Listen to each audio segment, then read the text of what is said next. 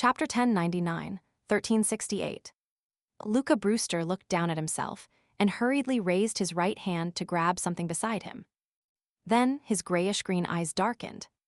The gold that mixed with the stairs suddenly flew out and fused in midair, forming a thin piece of armor that then covered Luca Brewster. Luca stretched his arms and explained as he took in the feedback, Stiano's golden armor art.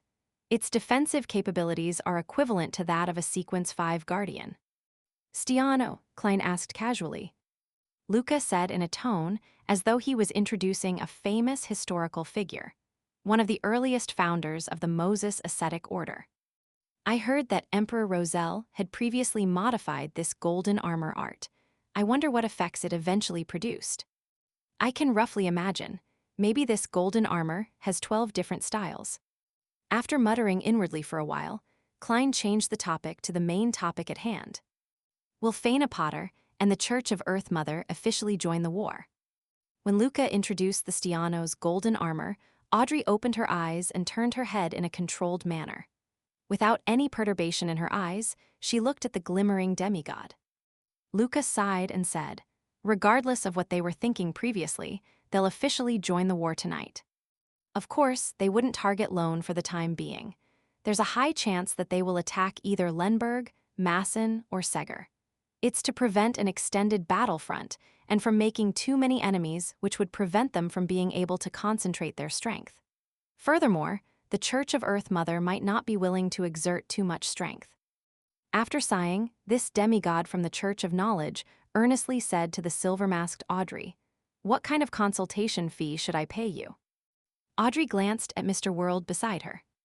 He has already paid. Luca Brewster immediately shifted his gaze to Dwayne Dantes.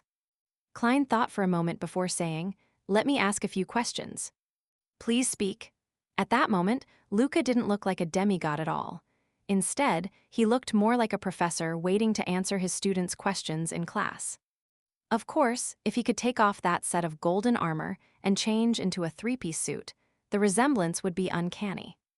Without thinking, Klein directly asked, "What do you know about the corruption from underground?" In his opinion, if the Church of Knowledge, which was famous for being knowledgeable, knew about it, then he was definitely at a strong enough level to bear the effects. And if this wasn't suitable for Miss Justice's ears, then he believed that Luca would bring it up. After all, he wasn't merely a bookworm. As the discussion about the underground corruption stemmed from their experiences from exploring the sea of collective subconscious in Grossel's travels, Audrey had a certain understanding of it.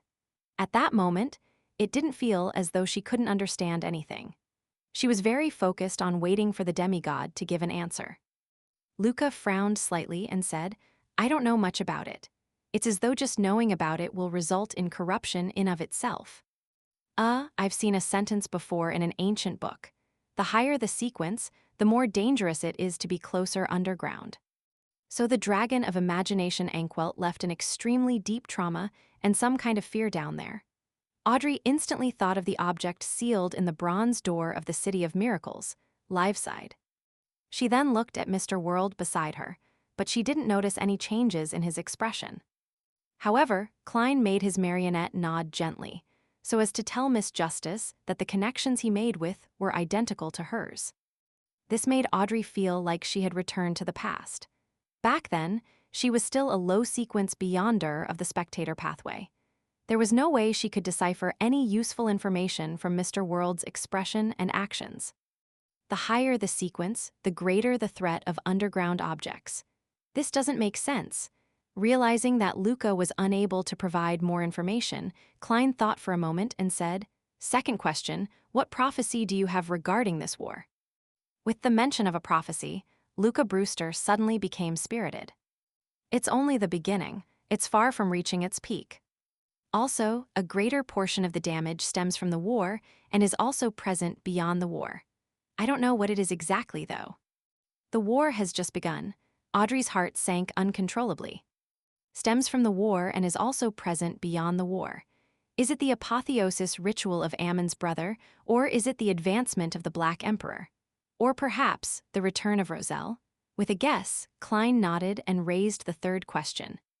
"Have you heard of the prophecy of the apocalypse, How do you interpret it? Luca Brewster's expression instantly turned serious. No, this is not a prophecy.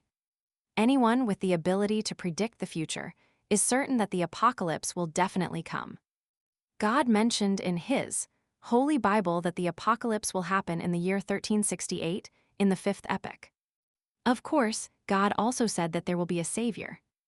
The prophecy of the God of knowledge and wisdom, 1368, there's only about 10 years left. Could the goddess's act of destroying the alliance with the god of combat to control the uniqueness of the death pathway have something to do with the impending apocalypse? Without realizing it, Klein's expression turned serious. However, he didn't show his reaction on the marionette's face. It will be the apocalypse in about 10 years. As for Audrey, she ruminated over the demigod's words in a daze. To be honest, she felt that it was fake. It was used by people who pretended to be mysticism experts and were religious cheats so as to deceive the people and earn money through that. Although she could foresee a large-scale war breaking out, she had never imagined that this world was very close to ending. This was the understanding of almost all ordinary people and beyonders. Why 1368? Klein couldn't help but ask. Luca Brewster shook his head. I don't know either. That's what God's prophecy says. At the thought that he was only a sequence for, making him not have the ability to resist the apocalypse, Klein rationally ended the topic. He said to the saint of the Church of Knowledge and Wisdom, that shall be all. What he really wanted to ask were things that the other party probably didn't know either. Matters like the corruption that stemmed from the cosmos, or whether Roselle could return or not, or what his state was. Luca Brewster nodded and said, in the future, if there's anything you need help with, you can come to me. For the details, find them out through Edwina. He remembered that Dwayne Dante's firearms transaction with Mason Shea had been facilitated by Edwina Edwards. Edwina, Vice Admiral Iceberg. Audrey was taken aback for a second before coming to a realization. She glanced at Mr. World curiously. She remembered that she had read a newspaper article before. It contained the story of J.M. and Sparrow and the 3 female pirate admirals. All right, Klein was never worried about having too many helpers. After he nodded at Justice Audrey, Luca Brewster's figure quickly turned transparent, as though he had fused with the spirit world.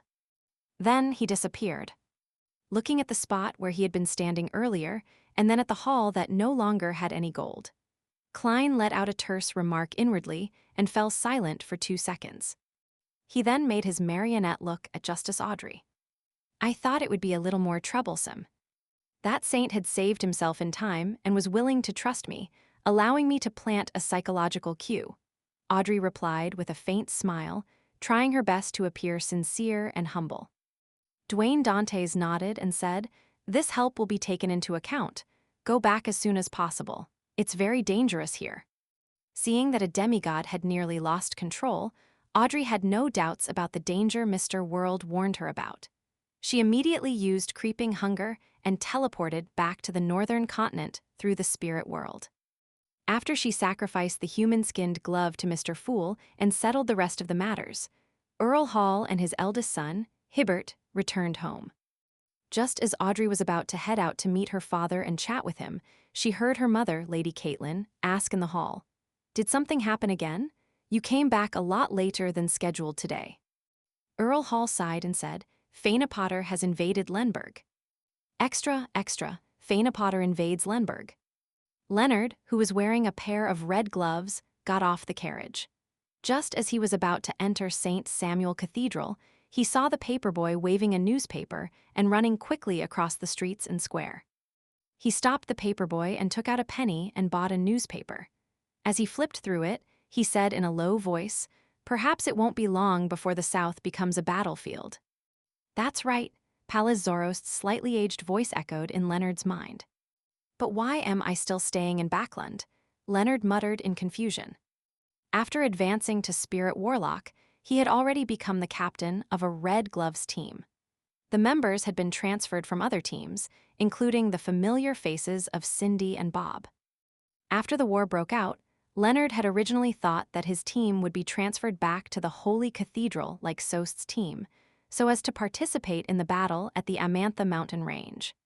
To his surprise, he was arranged to be used as a reserve force for the Backland Diocese. As for this large city, due to its implementation of a nighttime curfew and other emergency policies, its security was good, and there weren't many Beyonders who came out to cause destruction. Even the devils who liked to murder didn't create chaos. It made Leonard rather free, making it more relaxed for him than during non-wartime duty. At that moment, Pallas Zoros smiled and said, "I have a guess." "What guess?" Leonard hurriedly asked in a low voice. "I'm not telling you now," Pallas replied leisurely. Leonard didn't say a word. He straightened his collar and entered St. Samuel Cathedral. He exchanged a few words with the archbishop and prayed for 5 minutes. Then, he went underground and pushed open the door to his Red Gloves team's temporary office. "Good morning, Captain." Bob, Cindy, and the other Red Gloves all stood up and bowed. Upon hearing their greetings, Leonard, who felt that he was already used to it, was once again in a daze. In the blink of an eye, it was Monday afternoon. Leonard arranged for his team members to go on separate missions, and he found a lounge to wait for the gathering to begin. Reference to Saint Seiya, Knights of the Zodiac,